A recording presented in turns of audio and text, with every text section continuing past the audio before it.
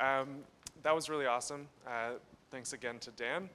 We promised you 2 cybersecurity startups today, so I'm really excited to welcome Daley Brown from Metropolitan Technologies up to tell you a little bit about their startup.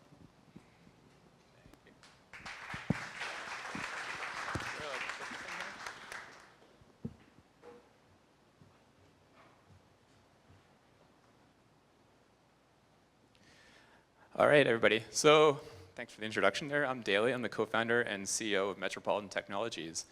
And we make data security and connectivity software for operational technologies and critical infrastructure.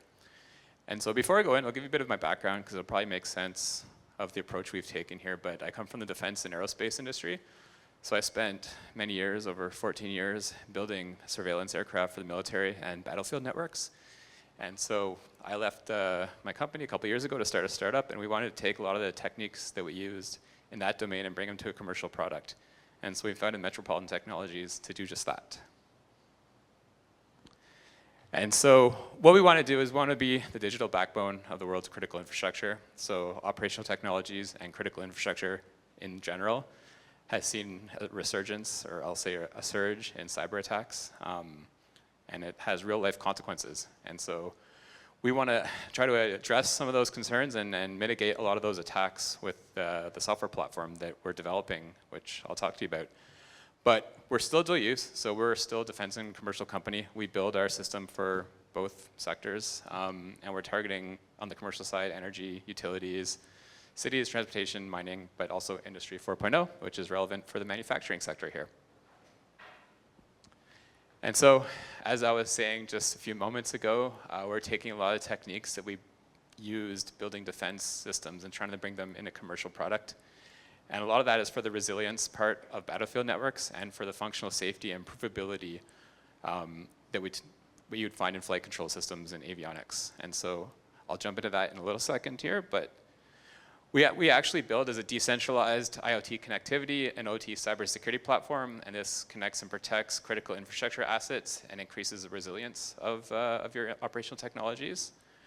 And a lot of techniques we brought in there are, like I was saying, from the defense world. And so decentralization is actually a technique that we used quite a bit in battlefield networks. And a lot of techniques like formal verification, which I'll get into in a second, helps increase the cybersecurity posture of our platform. And so at a high level, we build software to connect sensors and other devices at the edge in real time using formally verified data ingestion software with provable reliability and security guarantees. So what I mean by that, by formally verified, is we mathematically model the implementation of our software to prove the absence of runtime errors and to prove security properties of the system and mathematically prove that vulnerabilities do not exist. So this is a mitigation, proactive mitigation strategy that we use to develop software. It's underutilized in cybersecurity. It's highly utilized in other areas, such as flight control system design, and even actually at the Darlington nuclear power plant. They spend a lot of time using formal methods for some of the shutdown procedures. And so for a long time, these techniques were very expensive and difficult to actually utilize in commercial software. But the tools and techniques have improved quite a bit over the past couple of decades to a point where now it's becoming a lot easier and less expensive to deploy these techniques into an actual system. And so we're taking advantage of that. Also, I have a lot of background in a lot of this type of, and me and my co-founder have a lot of background in this area, so it gives us an advantage. Our system protects data using 2 independent layers of quantum-safe cryptography. We use an outer mesh network layer to protect the network, and we use an interdata-centric layer, so a peer-to-peer layer to provide data-centric security at a very fine-grained data topic level. And finally, we direct data in a peer-to-peer mesh network, so it's decentralized. It's not centralized in a cloud-based technology, although you could use different clouds if you wanted to bridge them, for example, but effectively it's a decentralized network. It's a zero-trust network as well.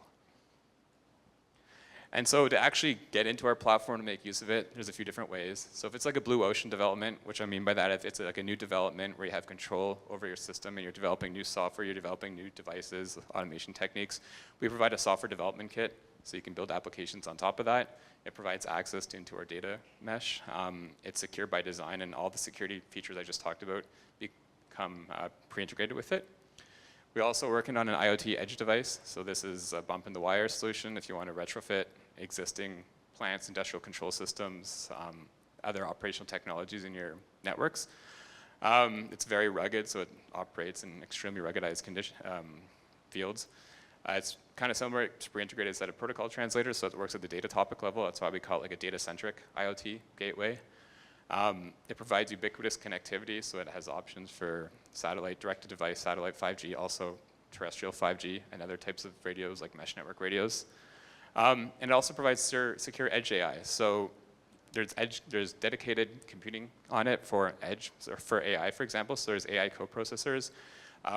We use a lot of techniques though to ensure there's no data leak and to prevent data loss. And so some of that is actually using formal methods again and secure separation kernels to prove that data does not migrate between different processes. And so that's mathematically modeled and for the implementation of this and proven that it can't actually leak data, which provides very strong guarantees about the sovereignty of your data at the edge when you're processing it. And so one of the reasons we took a lot of these approaches is that year over year, like I was mentioning at the beginning, attacks against operational technologies is increasing, and the cost to recover from them is also increasing. And so the current state of the art is not working. There's a lot of been suggestions and designs and new regulations coming out. The US Cybersecurity and Infrastructure Security Agency, I'll say, was at the forefront of that. They've been kind of losing their funding lately for some weird reason, but yeah, they were one of the agencies really advocating for a lot of the techniques that we've included, such as formal methods, memory-safe programming languages, decentralized networks. There's also new considerations coming out about quantum computers, and so we heard about them in the last presentation. I won't touch on it too much, just to say that we offer provably quantum-safe versions of our platform as well. That's different than just the new NIST standards for post-quantum cryptography. We offer symmetric key solutions using different quantum technologies. But those are things you might want to think about as a technology or as an OT network administrator going forward, is that if our quantum computers can be a threat to your network, they might be, and so you might want to mitigate that. This is just want to talk about one of our commercialization pilots we have going on. So this is to provide quantum-safe connectivity and zero-trust data-centric security to industrial control systems in a distributed environment. So this is doing all this using the public internet and making it provably safe against a lot of the threat vectors that I just talked about. It's in partnership with Thales, Quantum Bridge, which is actually University of Toronto's spin-off that makes quantum communication technology, and University of Toronto, who is independently proving the actual security posture of our system, and they're going to publish a paper on it when the commercialization pilot is done.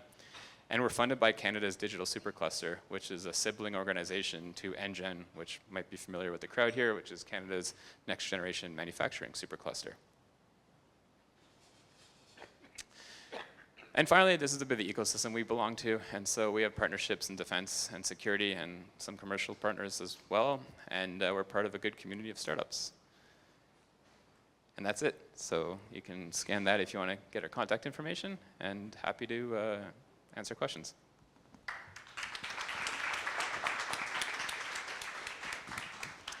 Thank you very much, Daly. Awesome. We'll take any questions for Daly at this time. And I know we're standing between you and lunch, so we'll keep it fairly short. Okay, I've got one for you. Can you walk us through an end-to-end use case of this technology from implementation all the way to, seeing the results of it and how it improves a business? Can you just walk us through that? Yeah, I'll give you one example. So one of our pilots, I'll talk about the industrial control system one. So say you're operating a remote substation, you're a local distributor, and somewhere in the middle of nowhere with no cellular connectivity, you have the substation for like an electric utility. And there's a bunch of devices in there, field devices that you want to remotely monitor. So a long time ago, you might have to actually bike out there, take a snowmobile, and inspect them. The next generation, with a lot of these automation companies, gave you the ability to digitally monitor them. However, you might have run a private network to that because you're scared of bringing your OT devices online to the public internet. But now there's a lot of pressure, and for costs and efficiency reasons, why you want to use public infrastructure to connect your remote assets and monitor them. But that also introduces a lot of threat vectors. So in this case, we would retrofit this thing with our bump-in-the-wire IoT gateways, which sit close to the field devices, and they enrich the security. So it speaks a data protocol So for example, if it's a utility, it might be DNP3, which is a common used utility. If it's manufacturing, it might be OPC UA as a protocol. And so we enrich and harmonize the data security. We provide specifically data-centric security to those protocols via our hardware gateway. And we also bridge that to the public internet, but we provide a very safe overlay network to that. And then we would connect at your control system, your control center somewhere remotely, and we'd also install our devices there, or if you want to use our software development kit. And that basically provides end-to-end security to all the data in your network, and it's distributed. Very cool. Thank you for walking us through that. It's actually, yeah, there's other, I can get into more details, but it's pretty dense, but yeah. Yeah, awesome. No, that's great. Quick check for other questions. All right, I'll wrap up with the same question that I asked Dan. What does the future look like for you folks? Yeah, so we have a couple of pilot projects ongoing right now. There's a smart city one, there's an industrial control system one. We're also a defense company, so we have defense pilots as well ongoing. Our biggest roadmap part right now is proving more of our implementation using formal methods so that we have evidence for that. And then early next year, we're going to start the certification process for both functional safety so that you can deploy this as close as possible to mission critical environments. What that means, I come from an aerospace background, so when I talk about that, I talk about like certification for avionics for functional safety. It's called DO 178 is the actual organization body, but ISO 61850 I think is the one for industrial control system functional safety. So getting that started, and there's also cybersecurity certifications that we'll meet, but we far exceed them. But we'll get those certifications. We can take them off on our data sheet. Yeah, awesome. Well, thank you so much, Daly. Thank you. And I'll pass it back to Jeff.